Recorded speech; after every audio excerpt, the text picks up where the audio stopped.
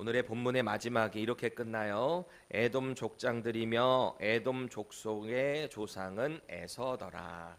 창세기 36장은 계속해서 이 에서의 족보를 나열하고 있습니다. 이 계보들이 쭉쭉쭉쭉 나오고 있는데 여러분들 오늘 그 에돔 왕들의 이름을 쭉 묵상했어요. 쭉 읽으셨어요. 그리고 에돔 족속의 족장들의 이름도 쭉 나열했습니다.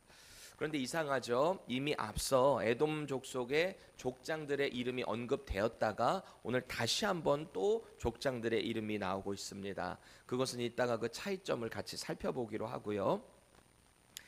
에돔이라는 그 민족 자체가 에서의 후예들이다라는 겁니다. 여러분 생각해 보세요. 지금 에돔 족속에 왕들이 있었다는 거예요. 왕들의 이름이 나오고 있어요. 세상적으로 보면은 왕들이 있는 나라라고 하면은 일단 강력한 정권을 갖고 있는 것 같은 이미지가 있습니다. 뭔가 이렇게 체계적인 이미지가 있단 말이죠. 성경이 이 에돔 족속의 이야기를 하면서 사실 이때는 이스라엘에는 왕이 없었거든요. 근데 이미 에돔 족속에게는 왕족들의 그 이름이 쭉 나오고 있습니다. 이스라엘의 입장에서 볼 때는 좀 부러울 수 있는 이미지다라는 거죠. 그럼 성경이 지금 에돔 족속이 이마만큼 번성했고 이스라엘보다 더 강력한 나라였다라는 것을 모세가 기록하기 위해서 이걸 썼을까요? 그게 아니고요. 사실은 영적인 장자, 특별히 구약 성경의 주인공은 어느 민족이죠? 이스라엘입니다.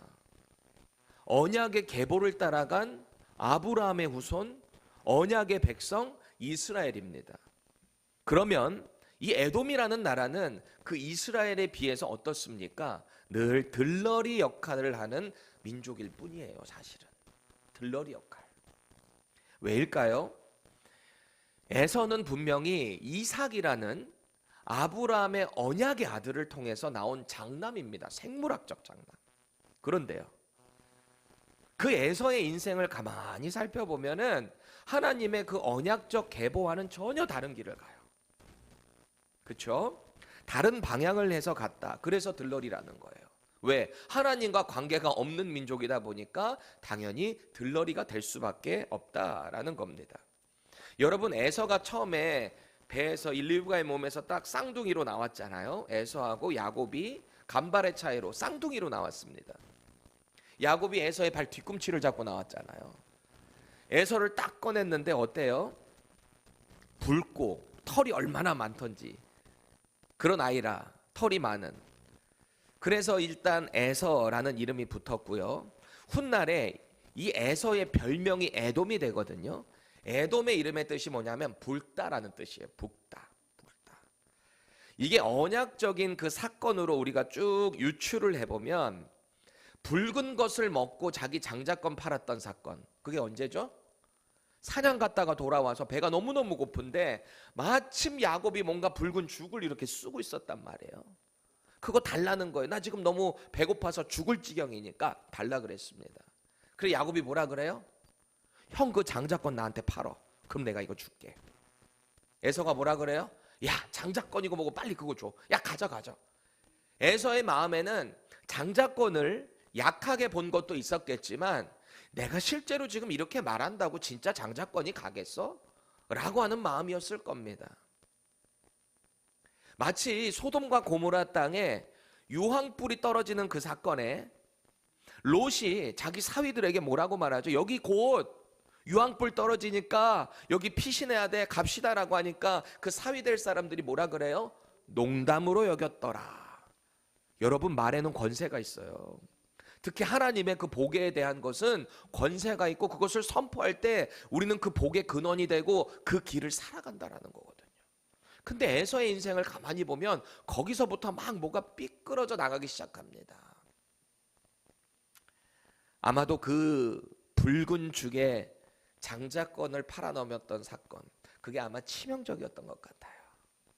그렇게 에서의 자손들이 그날을 기억하며 붉은 민족이라는 에돔 족속이 되어버립니다. 하나님의 언약과는 관계없는 삶을 살아나가더라. 이 영적인 계보, 이 계보라는 게요, 중요한 요소가 있는 거예요. 이스라엘의 후손은 어쨌든 야곱이라는 사람이 속이기도 많이 하고 거짓말도 많이 하고 그의 인생이 사실은 참 창피한 일들도 많아요. 그럼에도 불구하고 그의 할아버지인 아브라함도 그랬고요. 이 야곱도 마찬가지고요. 믿음이 연약하고 의심도 많았고 넘어질 때도 많았지만 하나님을 신뢰하는 믿음이 있었다는 거예요. 그게 믿음의 사람이에요. 그 믿음의 사람에게 속한 자손들은 그 영적 계보를 따라가더라 라는 것을 우리는 성경을 통해 보게 된다라는 겁니다. 이게 바로 영적인 계보의 영향력이라는 거예요. 여러분, 그럼 그렇다고 해서 3, 4대 기독교 집안은 무조건 축복받고 모든 자녀들이 다 복받는가? 제가 볼 때 그건 또 아닌 것 같습니다. 맹목적인 신앙? 그거 아니에요. 신앙생활은 나와 하나님과의 개인적인 관계예요. 다만 부모의 그런 독실한 신앙이, 헌신이 자녀들에게 선한 영향력을 끼친다라는 겁니다. 이게 복 아니겠습니까?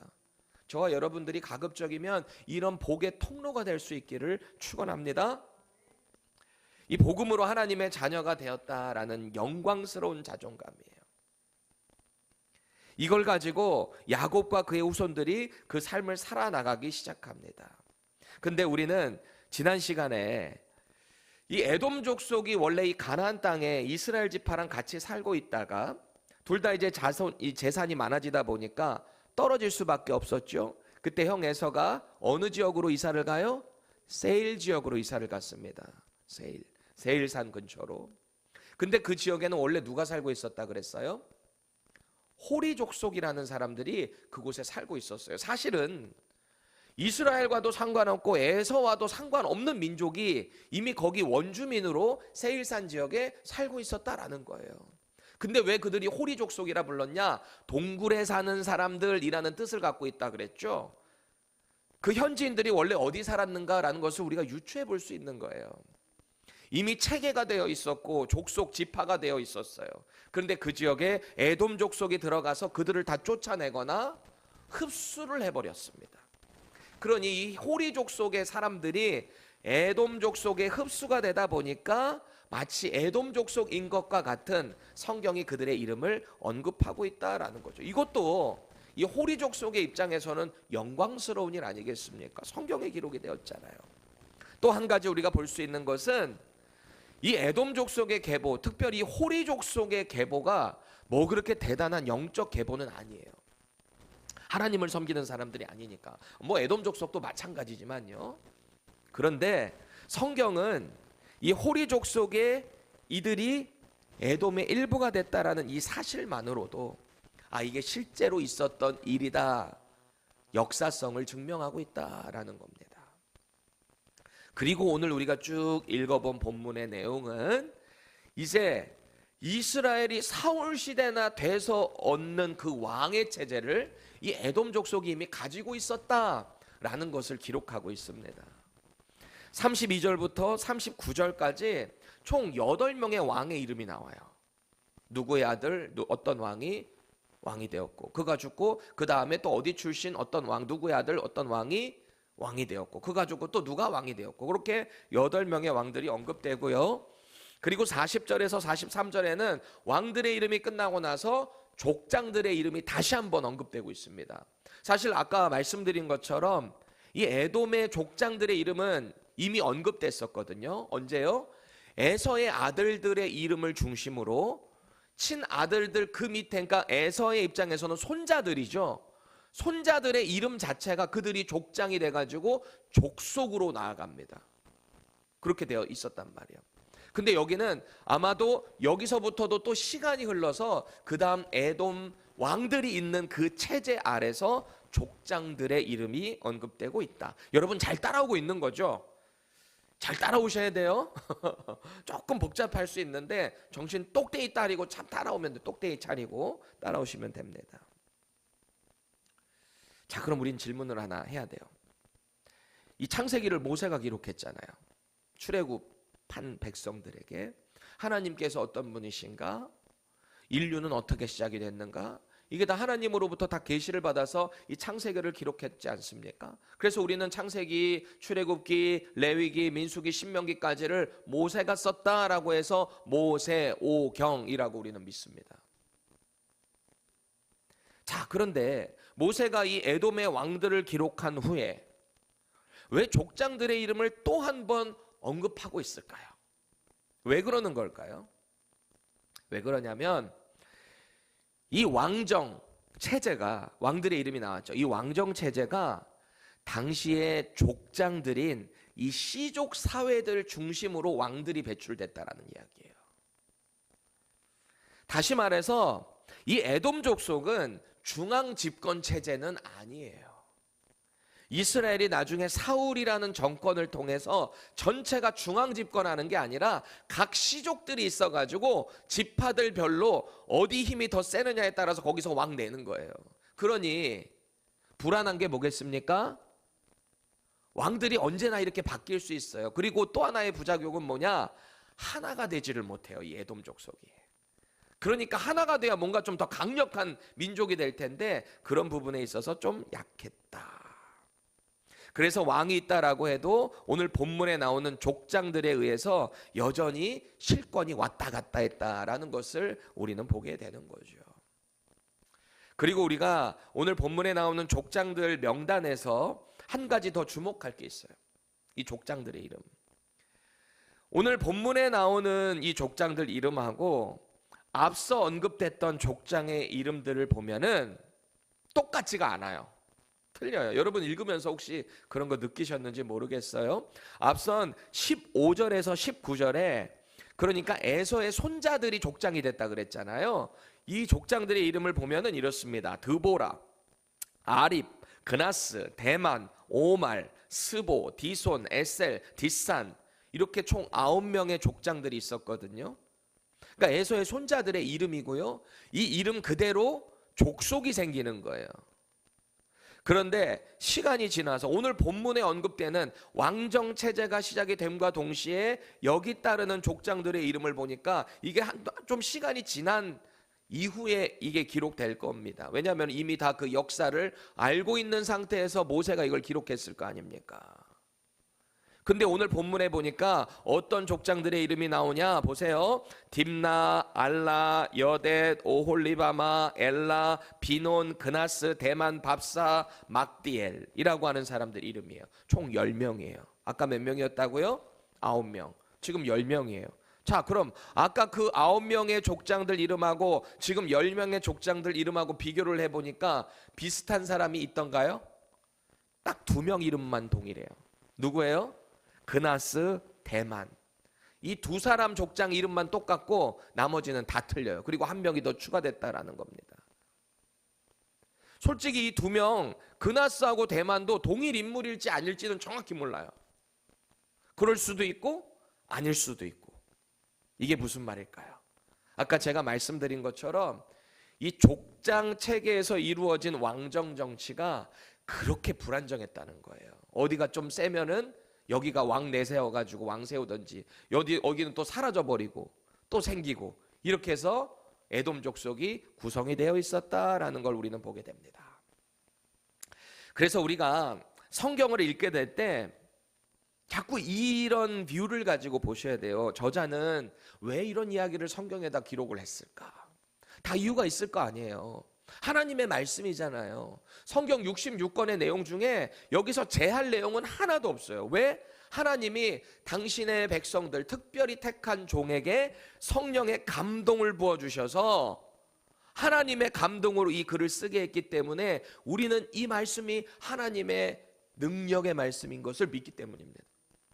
버릴 게 하나도 없어요. 심지어 이런 족보의 이야기를 할지라도, 어떤 땅 이름이라 할지라도, 우리 지금 새벽기도 때 계속 묵상하고 있는 이 여호수아에 나오는 이 가나안 땅의 그 계보, 족속, 땅 이름이라 할지라도 다 중요한 거예요. 하나님의 역사에 있어서 말이죠.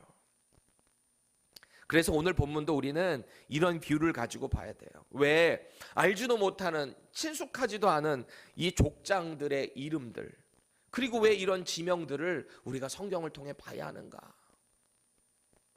여러분 이런 거 막 읽으면서 막 은혜가 넘쳐서 주님 감사합니다. 이런 놀라운 사람들의 이름이 여기 성경에 기록됐다뇨. 이런 분 있어요? 손 들어보세요. 없을 거예요. 그러면 참 친숙하지도 않고 어려운 이름들, 발음하기도 어려운 이름들, 왜 우리가 이것을 하나님의 말씀으로 받고 읽어야 하는가? 분명한 뜻이 있다는 거예요. 이런 족장들의 이름이라 할지라도 말씀을 읽으면서 잘 관찰하시고, 특히 오늘 같은 내용은 관찰을 한 이후에 해석을 잘 하셔야 돼요. 해석. 성경을 읽을 때 관찰, 해석, 그 다음에 중요한 게 뭐라고요? 적용이라 그랬잖아요. 우리는 성경을 그렇게 읽어야 돼요. 관찰을 잘 하고 몇 번을 읽어서 하고, 여기에는 무슨 하나님의 뜻이 있을까? 하나님께 성령의 뜻을 간구하고, 또 목사님을 통해서도 배우고, 여러분들이 할 수 있는 대로 주석이 있으면 주석을 통해서도 또 배우고, 요새 또 챗GPT 이런 AI가 얼마나 잘 해석을 해줘요. 근데 그것만 100% 믿으면 안 돼요. 얘네들 가끔 거짓말 하더라고요. 제가 그거 봤어요, 실제로. 제가 어떤 거를 해보라 그랬냐면, 뭐 제자훈련 뭐 준비하다가 요한복음 1장 1절 헬라어로 원래 원어대로 좀 적어서 보여줘. 간단히 보려고 급하게 봐야 되니까 딱 띄웠는데 이 발음 기호가 하나 틀렸더라고요.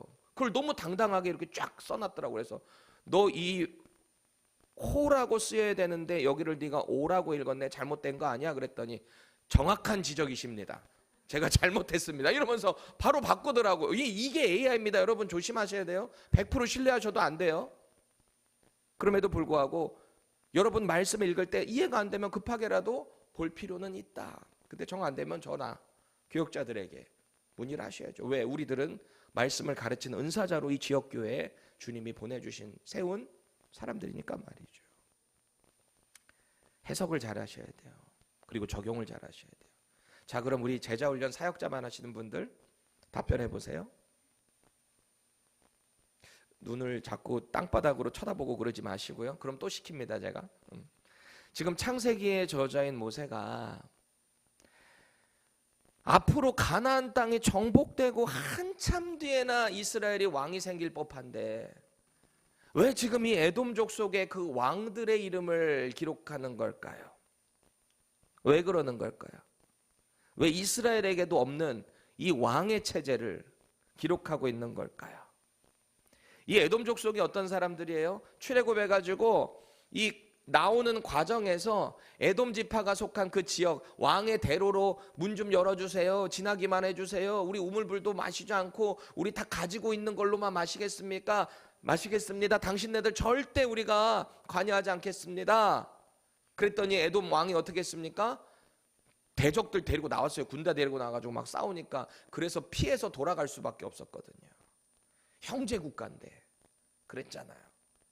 이런 에돔족 속의 왕들의 이름을 왜 지금 기록하고 있는가? 그것도 구체적으로 왜 그러는 걸까요? 자, 유민자매 우리 목자 장님 한번 말씀해 보세요. 성경은 왜 이들의 이름을 기록하는 것일까?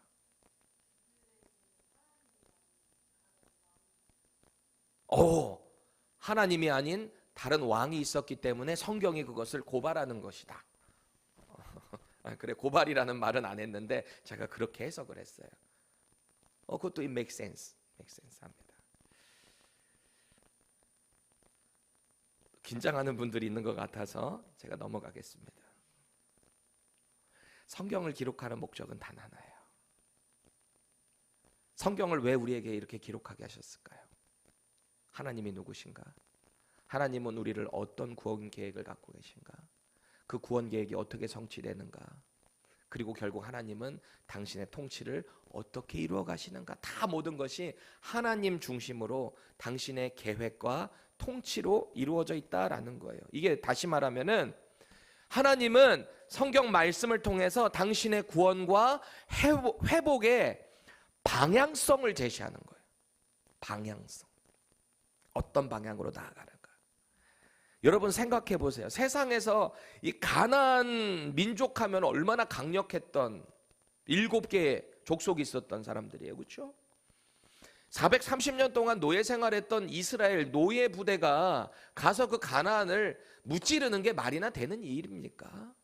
근데 하나님은 이 도구를 사용하셔서 그들을 싹 다 내쫓아 버리세요. 여기를 새로 싹 리뉴얼 해버리신단 말이에요. 근데 순종을 안 해서 남겨두니까, 가나안 족속들 남겨두니까 또 같이 있다가 죄악이 남아있어서 이스라엘도 또 오염되는 거 아니겠습니까? 그러니까 어떻게 해요? 자꾸 선지자들 통해서 회개하라, 그러면 안 된다, 여호와께 돌아와라. 말 안 들어요. 북이스라엘 어디에 의해 망합니까? 아수르에 의해서 망하잖아요. 남유다 어디에 의해서 망합니까? 바벨론에 의해서 망하잖아요. 근데 망하고 끝이 아니에요. 하나님의 백성들을 통해서 약속을 하시는 거예요. 내가 남은 자들을 들어서 다시 한번 돌아오게 할 거야. 회복하게 할 거야. 망하지 않을 것 같았던, 영원할 것 같았던 바벨론 그 제국도 무너져요. 어디에? 메데 바사에 의해서, 고레스에 의해서 완전 쫄딱 망해요. 그러니까 거기에 포로되어 있었던 나라를 다 고국으로 돌려보내잖아요. 그 중에 이스라엘도 예루살렘으로 남유다 백성이 돌아왔던 거 아니겠습니까? 자, 그럼 메데바사 영원할 것 같았어요. 영원해요?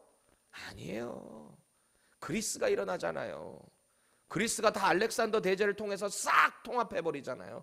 알렉산더는 영원할 것 같았나요? 아니에요. 거기도 그냥 젊은 나이에 죽어요. 그리고 나서 그리스도 쪼개져 가지고 4개로 다 쪼개지고, 거기도 결국 어디에 먹혀요? 로마. 로마는 영원할 줄 알았어요. 팍스 로마나 모든 곳이 다 로마가 될 줄 알았어요. 근데 로마도 망해요. 다 망해요. 망하지 않는 영원한 나라 하나 있는데 거기가 어딜까요? 하나님의 나라, 하나님의 통치가 있는 곳. 이 모든 역사가 다 하나님의 통치 가운데 지금도 진행되고 있다. 이 사실을 성경을 통해서 우리는 봐야 하는 거예요. 하나님의 통치. 결국 다 하나님의 구원과 이 회복이라는 타임 프레임 안에서 운영되고 있다라는 거예요. 오늘 본문도 마찬가지예요. 모세는 지금 에돔 나라의 왕정 체제가 이스라엘보다 훨씬 앞서 있는 것처럼 기록을 하고 있습니다. 그런데 이스라엘은 이것을 보면서, 나중에 이야기를 들으면서, 와, 좋았겠다. 아, 우리도 진작에 왕을 세웠어야 됐는데, 부러우라고 이 글을 쓴 게 아닙니다. 하나님은 모세를 통해서 비록 늦는 듯하지만 하나님께서 이스라엘이라는 하나님의 백성을 선택하셨죠. 그리고 그들의 왕이 되셨어요. 이스라엘의 왕은 누구시다? 하나님이셨어요. 이 신권 체제를 확고하게 하기 원하셨다라는 겁니다.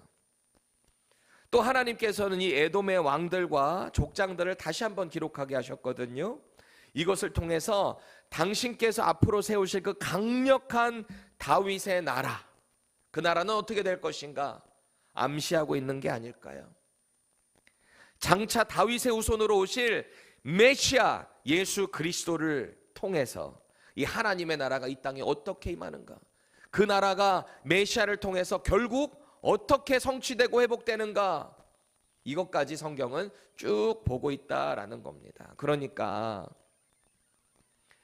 이 말도 안 되는 출애굽한 백성들이 가나안 때려 부수고 들어가는 거 보세요.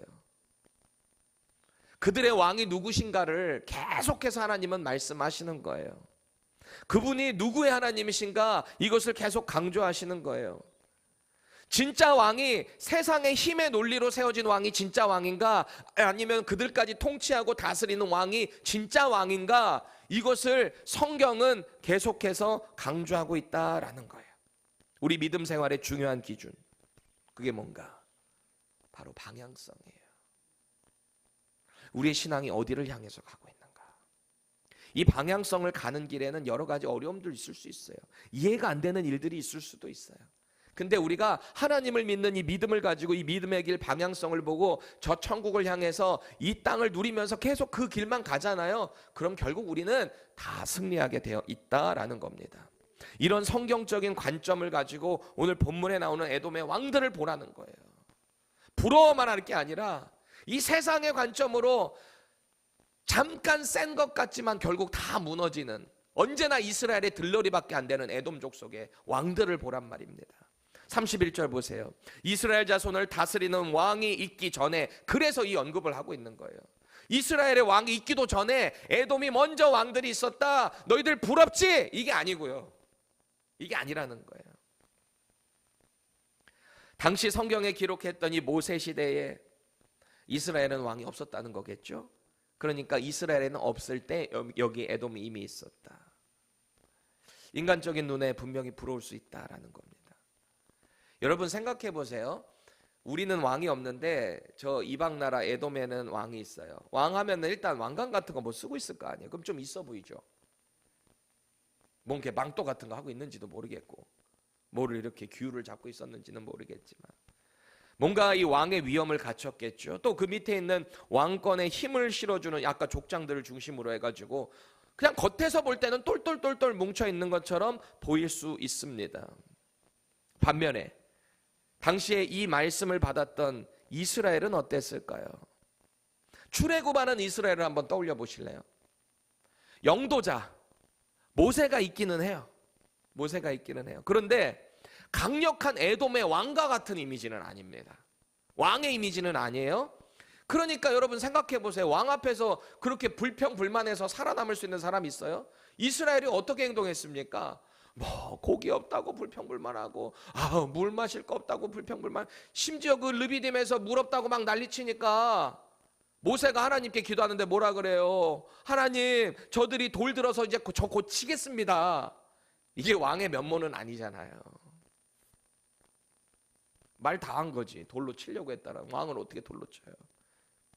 결국 가나안 땅에 들어가서 삽니다. 이스라엘 백성들이. 그런데 그들에게는 이스라엘을 정복한 이후에도 여전히 왕이 없어요.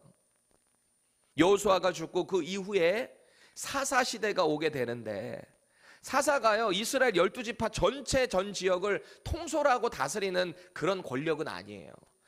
어느 지역에 한정돼서 어떤 이스라엘에 문제가 있을 때마다 나타나서 일을 처리했던 사람들, 그 사람들이 사사였다라는 거거든요. 역시 왕권 체제와는 비교가 돼 보입니다. 그러니까 이스라엘의 마지막 사사이자 선지자이자 왕과 같은 역할을 했던 사람 누구죠? 사무엘이잖아요. 사무엘이 죽어가는 그 타이밍에 드디어 이 이스라엘 사람들의 그동안에 왕을 세우고자 하는 불평 불만들이 폭발하는 거 아닙니까? 뭐라 그래요? 사무엘 찾아가서 당신의 아들들은 세우기는 좀 아닌 것 같고요, 우리도 다른 나라들처럼 왕 좀 세워주세요. 이렇게 막 얘기를 합니다. 너무너무 고민이 돼서 사무엘이 하나님께 기도를 해요. 하나님이 아닌 왕을 달라고 합니다. 어떻게 하면 좋습니까? 뭐라 그래요? 하나님께서 줘라.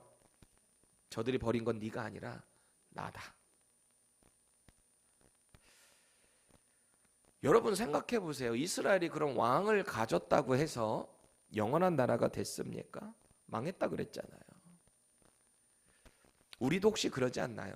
우리에게 왕이 없다고, 당장 나를 뭔가 보호해주는 누군가가 없다고 불평불만하고 계시지는 않나요? 또 당장 보이는 영광이 없다라고 해서 허전하고 신세 한탄을 하고 있지는 않아요? 누군가를 보면서 자꾸 부러워하고 있지 않으십니까? 어떠세요? 여러분 누구 부러워해 본 적 있으세요? 누구 부러워해 본 적 있어요? 없어요? 누군가가 부럽다라는 것은 내 안에 뭔가의 열등감이 있다라는 얘기거든요. 인정하고 싶지는 않지만, 그렇죠? 그럼 다시 한번 물을게요. 여러분 안에 열등감 있으세요? 있으세요? 우리 준 형제님 열등감 있으세요 혹시?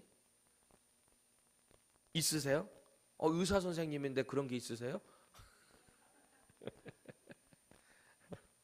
지난주 중에 제 아내가 저한테 물어봐요. 당신은 누구 부러워해 본 적 있어요? 그래. 저한테 그래요. 누구 부러워해 본 적 있니? 그런 질문을 했다는 자체가 제 아내 눈에 저는 누구도 부러워하지 않는 당찬 사람으로 저를 본 것 같아요. 작전 성공 생각은 했어요. 사실은 저 역시 누군가 엄청 부러워해요. 제 안에 열등감이 있어요. 왜 없겠어요? 열등감이 없는 사람은 없어요. 다 있어요. 그걸 표현하지만 않을 뿐이지. 저도 솔직히 누군가를 끊임없이 부러워했던 적이 있습니다. 굳이 말로 표현만 안 했을 뿐. 내 속에는 언제나 탁월하게 사역하는 설교 잘하는 목사님들 보면은 부러울 때가 있어요. 또 어떤 환경적인 부분에서 그것을 누리는 분들을 보면은 부러울 때가 있죠. 왜 없겠어요? 그런데 이걸 꼭 기억하셔야 돼요. 부러울 수는 있어요. 그런데 그 부러움이 나의 열등감과 그 사람의 탁월함으로 자꾸 이렇게 비교가 되면 좀 문제가 될 수 있어요. 그냥 그 사람을 인정해주고 너무 잘됐다 축하해주는 건 오케이. 아니 마음에 부러울 수는 있지. 그런데 거기서 나의 열등감으로 이게 연결이 되는 순간 스스로 주저앉기 시작할 겁니다. 신앙생활에 힘이 없어져요. 그렇잖아요. 혹시 그런 마음이 드시잖아요. 그럼 하나님의 약속을 믿어야 돼요. 나는 하나님 앞에서 누구인가? 나는 어떤 존재가 되었는가? 이것을 여러분 성경적으로 다시 정립하셔야 됩니다. 하나님은 저와 여러분들을 구원하실 뿐만 아니라 우리를 보고 너무너무 사랑스러워서 그 마음을 이기지 못하신다. 우리 스바냐 선지자를 통해서 알잖아요. 에베소서에 보니까 하나님이 우리를 구원하시고 우리를 이렇게 바라보실 때 우리를 어떻게 지으셨대요? 마스터피스, 걸작품으로 지으셨다는 거예요. 저와 여러분을 잘나가는 누군가만이 아니라 하나님의 백성 모두를 그렇게 걸작품으로 하나님의 솜씨로 우리를 봐주신다라는 겁니다. 그러니 우리가 주눅들 필요가 뭐 있어요? 창세기 28장에 보니까 하나님은 아브라함을 통해서 내게 주는 이 땅을, 지금 네가 있는 이 땅을 너와 내 자손에게 다 주겠다 약속하셨습니다. 그 땅이 어디였을까요? 가나안 땅이에요. 가나안 땅. 출애굽 후에 분명하게 정복하고 땅까지 다 분배받을 그 땅. 약속대로 주셨고 주시겠다고 하셨고 실제로 그 일이 이루어졌다라는 것 아니겠어요? 심지어 하나님은 모세를 통해서 그 출애굽하는 여정에 율법을 주셨잖아요. 근데 그 계명의 내용에 보니까 심지어 오늘 이 에돔 족속의 왕들 이름 나오는데 사울 시대까지만 해도 왕이 없잖아요, 이스라엘에. 근데 이미 출애굽하는 그 시기에 왕의 규례를 주셨다라는 거예요. 이게 무슨 말이에요? 언젠가 때가 되면 세우실 거예요. 근데 아직은 아닌 거예요. 부러워하지 말라는 거예요. 내가 너희들의 왕이라는 겁니다. 아까 우리 사무엘상 8장 7절 우리 읽어보실래요? 시작. 여호와께서 사무엘에게 이르시되 백성이 내게 한 말을 다 들으라. 이는 그들이 너를 버림이 아니요 나를 버려 자기들의 왕이 되지 못하게 함이니라. 아멘. 하나님의 이 속상한 심경이 보이시죠? 이 왕들 달라고 합니다. 사무엘이 하나님께 기도했던 장면이잖아요. 그럼에도 불구하고 언젠가는 이런 일이 있을 것을 하나님은 다 알고 계시죠. 그래서 신명기 17장을 통해서 왕의 규례를 정해주셨다라는 거예요.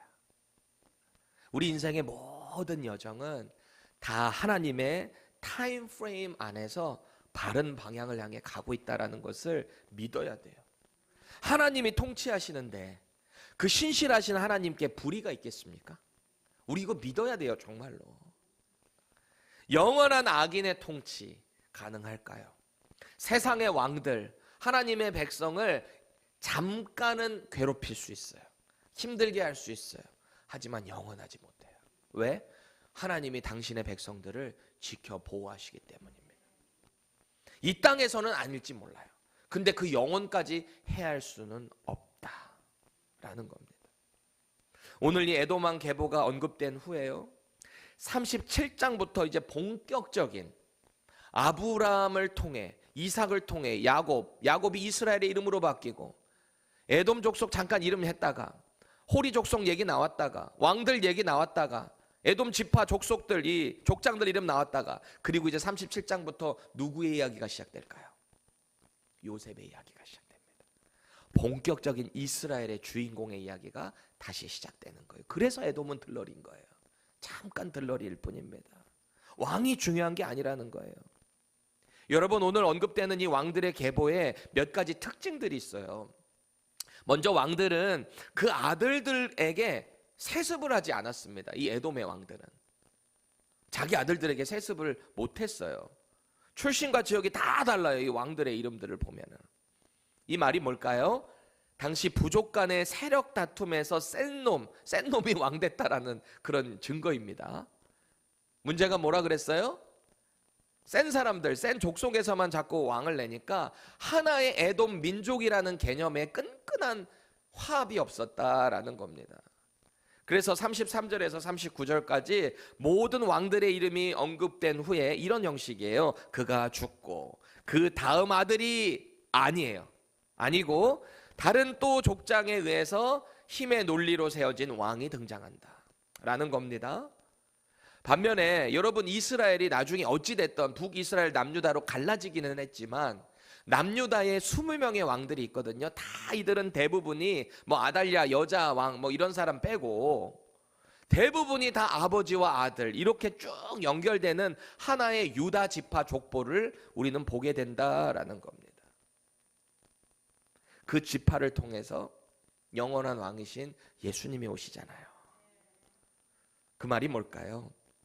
진정한 왕, 하나님이 다스리는 왕, 하나님께서 보내신 왕, 그 예수 그리스도께서 통치하시는 하나님의 나라만 영원 무궁하다라는 겁니다. 이게 다 하나님의 구원 계획 안에 있다는 거예요. 여러분, 오늘 이 왕정 체제를 갖춘 에돔을 보세요. 겉으로 볼 때는 막 강력해 보여요. 정치적으로 대단한 것 같아요. 근데 하나님이 후 부는 순간 다 모래알이에요. 그게 이방 민족이에요. 하나님을 섬기지 않는 사람들이에요. 왕은 있지만 언제나 각 지역의 족장들의 실권에 의해서 이리 휘둘리고 저리 휘둘릴 뿐입니다. 저와 여러분들은 어때요? 예수님이라는 왕이 계시죠. 하나님의 나라가 우리 안에 있죠. 당장 눈에 보이는 화려함, 안정감은 없을지 몰라요. 그렇죠. 참 신앙생활하기 쉽지 않죠. 어렵죠. 그런데 우리 신앙의 가장 중요한 것은 속도가 아니에요. 빨리 당장 뭐가 돼야지. 당장 내 기도가 응답이 돼야지. 이게 아니라고요. 올바른 믿음의 방향성을 내가 잘 보고 가고 있느냐. 이게 중요하다라는 겁니다. 하나님은 지금도 당신의 선한 뜻대로 저와 여러분들을 인도해 주신다라는 것을 믿으셔야 돼요. 세상의 기준이 아니에요. 하나님의 방법대로 우리를 이끌어 주신다라고 하는 사실을 믿어야 돼요. 자, 이제 각자에게 질문해 보세요. 믿음의 길을 걷지 않는 세상을 보며 여전히 부러워하고 혹은 낙심하고 계신가요? 어떠세요?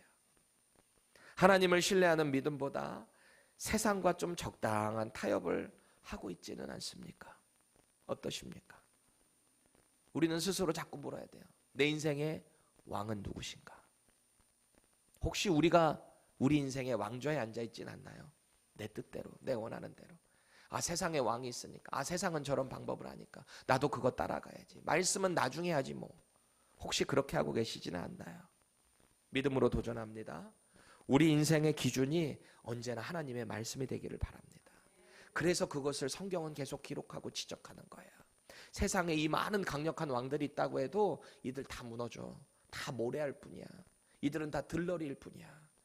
근데 하나님의 백성 이스라엘은 하나님께서 그들을 사용하셔서 끝까지 함께 하신다라는 거예요. 저와 여러분들은 왕 같은 제사장, 예수 믿는 믿음으로 영적 이스라엘이 되었다라고 선언합니다. 그렇다면 우리의 왕이 누구신 거예요? 하나님이신 거잖아요. 우리를 죄에서부터 구원해 주신 예수 그리스도, 그분이 우리의 왕이 되시는 거잖아요. 그러니까 우리가 침례받을 때 뭐라고 고백합니까? 이제부터 누구는 예수님과 함께 죽었다가 예수님과 함께 부활했습니다. 우리 인생의 주인이 예수님 되심을 선포하는 인생, 그게 바로 저와 여러분들의 인생이다라는 거예요. 우리 정말 이 영광스러운 계보 안에서 살아갑시다. 충성스럽게 살아가십시다. 대충이라는 게 없어요. 신앙생활에는 이 사실을 알고 있는 사람이 어떻게 대충 살아가요? 하나님의 영광을 위해 믿음으로 전진하는 거예요. 왜? 우리는 하나님의 십자가 군대이기 때문입니다. 이 믿음의 삶을 걸어가는 저 여러분 되시기를 축원합니다.